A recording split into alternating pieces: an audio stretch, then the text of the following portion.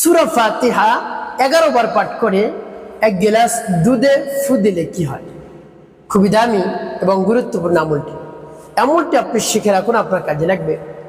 আমলটি করে যখন আপনি লাভবান হবেন, উপকার পাবেন, আপনি আনন্দে আত্মহারা হয়ে যাবেন। আপনার চেয়ে আনন্দে আর কেউ থাকবে না প্রিয় ভাই বোনেরা। তাই আমলটি কখন কিভাবে করবেন, কোন নিয়মে করবেন, আমলটি করে কিভাবে উপকৃত হবেন আমি বলে দিচ্ছি। বিস্তারিত জানার জন্য ভিডিওটি না টেনে না কেটে ধৈর্য এবং মনোযোগ সহকারে শেষ পর্যন্ত দেখতে থাকুন, তাহলে সঠিক নিয়মে আপনি আমলটি করতে পারবেন। প্রিয় ভাই বোনেরা, সূরাতুল ফাতিহা কিন্তু অত্যন্ত গুরুত্ব। এই সূরাতুল ফাতিহার 14টি নাম রয়েছে, এর মধ্যে একটি নাম রয়েছে সূরাতুশ শিফা, রোগ মুক্তির সূরা। আপনি যদি নিয়ত করে সূরাতুল ফাতিহা পাঠ করে আপনি খেতে পারেন, পানিতে ফু দিয়ে, দুধে ফু দিয়ে, যে কোনো সমস্যার জন্য আল্লাহ রাব্বুল আলামিন সমাধান করে দেবেন। তো এভাবে আমার দেখায় নিয়ম অনুযায়ী 11 বার পাঠ করে দুধে ফু দিলে কি হয় সেটি আমি আপনাদেরকে বলে দিচ্ছি। এই আমলটি কেমন করে করবেন প্রিয় ভাই বোনেরা। আমলের শুরুতেই আপনাকে যে কাজটি করতে হবে, 1 গ্লাস ফ্রেশ দুধ রাখতে হবে। দুধটা আগে থেকেই রেডি রাখবেন। কেমন করে রেডি? যেন দুধ পড়ার পরে আগুনে জ্বালাতে না হয়, আগ থেকে আপনি রেডি করে রাখবেন। রেডি করে আপনি ঠান্ডা করে রাখবেন। এরপরে 1 গ্লাসে করে দুধ রেখে ডেকে রাখবেন। দেখবেন আল্লাহ রাব্বুল আলামিনের পবিত্র কোরআনের কি কারিশমা, সূরা ফাতিহার কি কারিশমা। এভাবে ডেকে রেখে তারপরে উত্তম রূপে পবিত্রতা অর্জন করবেন। পবিত্রতা অর্জন করে পবিত্র স্থানে আপনি বসবেন কিবলামুখী হয়ে, আর দুধ গিলাস তো সামনে থাকবে। এরপরে আপনি সর্বপ্রথম কি পাঠ করবেন? জীবনের সমস্ত গুনার কথা স্মরণ করে ক্ষমা প্রার্থনা করবেন।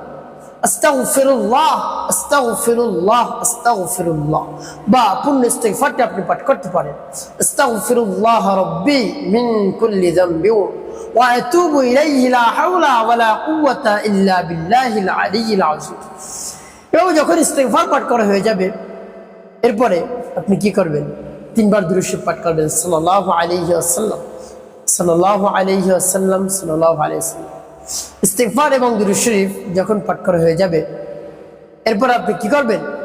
আপনি সূরাতুল ফাতিহা পাঠ করবেন। যখন পাঠ করবেন তখন মনে মনে আল্লাহ রাব্বুল আলামিনের কাছে বলবেন, হে আল্লাহ, আমার আমলকে, আমার সময়কে কবুল করুন, আর যে সমস্যা সমাধানের জন্য আমি আমলটি করতেছি সেই সমস্যা আপনি সমাধান করে দিন। এভাবে বলে তারপরে আপনি সূরাতুল ফাতিহা পাঠ করবেন। সূরাতুল ফাতিহা পাঠ করে দুধে ফু দিয়ে সেই দুধ কি করবেন পরবর্তীতে আমি বলে দিচ্ছি, বা কোন উদ্দেশ্যের জন্য এই দুধ পড়লেন সেটাও বলে দিচ্ছি। আগে সূরাতুল ফাতিহা বলে নিই। আমার দেখার নিয়ম যে সূরাতুল ফাতিহা পাঠ করবেন শুদ্ধ করে। বিসমিল্লাহির রাহমানির রহিম, আলহামদুলিল্লাহি রাব্বিল আলামিন, আর রহমানির রহিম, মালিক ইয়াউমিদ্দিন, إياك نعبد وإياك نستعين، اهدنا الصراط المستقيم، صراط الذين أنعمت عليهم غير المغضوب عليهم ولا الضالين। এবং যখন সূরাতুল ফাতিহা পাঠ করে যাবে, দুধে একটু ফু, তারপর আপনি আবার পাঠ করবেন বিসমিল্লাহির রাহমানির রহিম,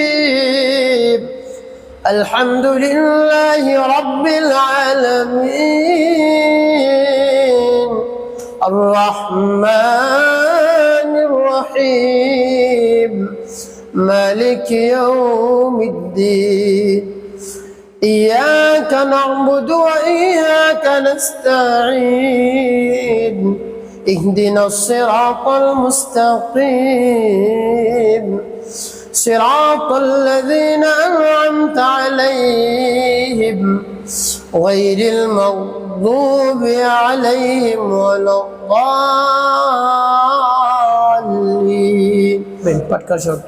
তারপর আপনি মনে দরদ নিয়ে আবার পাঠ করবেন বিসমিল্লাহির রাহমানির রহিম,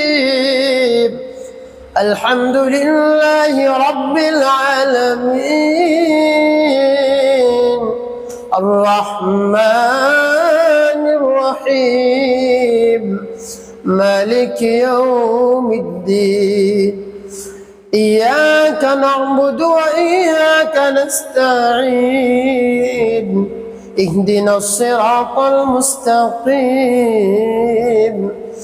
صراط الذين أنعمت عليهم غير المغضوب عليهم ولا الضالين পাঠ করার সময় প্রিয় ভাই কতবার পাঠ করবেন এভাবে গুনে গুনে 11 বার পাঠ করে 11টি ফু দিবেন এরপরে পাঠ করবেন ইয়া যাল জালালি ওয়াল ইকরাম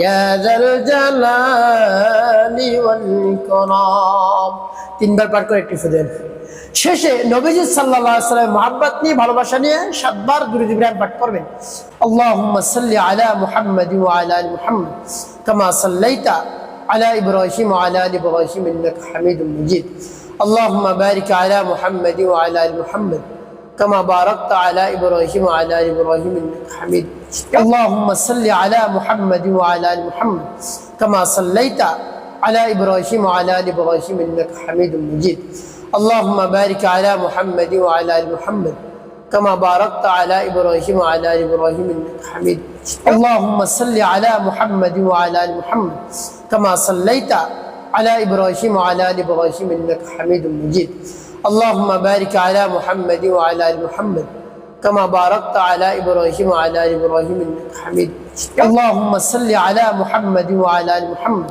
كما صليت على إبراهيم وعلى آل إبراهيم إنك حميد مجيد اللهم بارك على محمد وعلى آل محمد كما باركت على إبراهيم وعلى آل إبراهيم إنك حميد اللهم صل على محمد وعلى آل محمد كما صليت على إبراهيم وعلى آل إبراهيم إنك حميد مجيد اللهم بارك على محمد وعلى آل محمد كما باركت على إبراهيم وعلى آل إبراهيم إنك حميد এভাবে যখন দুরূদ ইব্রাহিম পাঠ করা হয়ে যাবে এরপর আপনি কি করবেন দুধের মধ্যে দুটি ফুল প্রিয় ভাই বোনেরা আপনার আমলটি করা শেষ কোন উদ্দেশ্যের জন্য আপনি আমলটি করলেন শুরুতে বলে দেব তারপর বলবো কিভাবে দুধ ব্যবহার করবেন প্রিয় ভাই বোনেরা আপনার শারীরিক দুর্বলতা চলে আসছে শরীরে কোনোভাবেই শক্তি পাচ্ছেন না আপনি কোনোভাবেই শক্তি পাচ্ছেন না শরীর দুর্বল একেবারে দুর্বল যত খাবার দাবার খান কাজ হয় না শারীরিক সমস্যা হয়ে গেছে লজ্জায় জানতে হবে আপনি কোনোভাবেই স্ত্রীর সহবাস করতে পারছেন না স্ত্রীর কাছে গেলে আপনি একেবারে লজ্জিত হয়ে পড়েন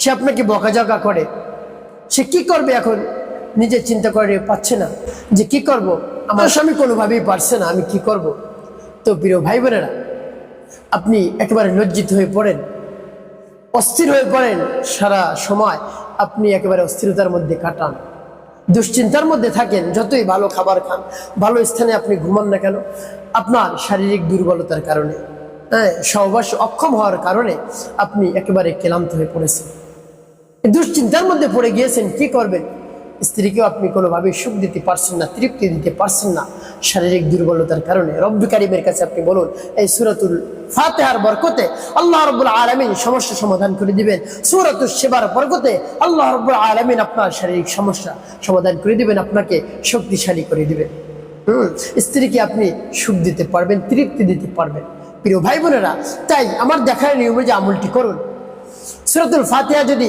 বিশ্বাস নিয়ে আপনি ভক্তি নিয়ে পাঠ করে সেই দুধ যদি আপনি খেতে পারেন অবশ্যই কাজ হয়ে যাবে ইনশাআল্লাহ এভাবে আপনি কিছুদিন আমলটি করুন প্রত্যেক দিন এভাবে আপনি আমল করবেন এমন না একদিন আমল করে আপনি রেখে দিলেন সেই দুধ আপনি পান করলেন এটা করবেন না প্রত্যেক দিন নিয়মিত এভাবে একেবারে নগদে আমল করে আপনি সেই দুধ পান করবেন এবং অনুনয় বিনয় করে রব্বুল আলামিনের কাছে আপনি বলবেন মন খুলে প্রাণ ভরে বিশ্বাস নিয়ে দেখবেন কাজ হয়ে যাবে শারীরিক এত শক্তি চলে আসবে আপনি কল্পনাও করতে পারবেন না তাই আমার দেখায় নিয়মে যে আপনি আমলটি করবেন এই দুধ পান করবেন কোন সময় আপনি সকালেও পান করতে পারেন যে কোনো একটা খাবার খেয়ে বা দুপুরে বা রাতে ঘুমাতে যে সময় যাবেন এর পূর্বে আধা ঘন্টা বা 1 ঘন্টা পূর্বে আপনি খাবেন যদি খেতে পারেন প্রিয় ভাই বোনেরা দুধ এমনিতেই শক্তিশালী আর যদি আপনি দোয়া পাঠ করে সূরা পাঠ করে সূরাতুল শিফা সূরাতুল ফাতিহা পাঠ করে ফু দিয়ে খেতে পারেন তাহলে এর শক্তি এত বেড়ে যায় সাথে সাথে আপনার কাজ শুরু হয়ে যাবে ইনশাআল্লাহ প্রিয় ভাই বোনেরা তাই আমার দেখার নিয়ম যে আমলটি করুন উপকৃত হতে পারবেন একটি কাজ করতে হবে 5 ওয়াক্ত নামাজ আদায় করতে হবে মানুষের খিদমতে কল্যাণে কাজ করতে হবে অবশ্যই আপনার জীবন হবে সুখময় এবং শান্তিপূর্ণ ইনশাআল্লাহ।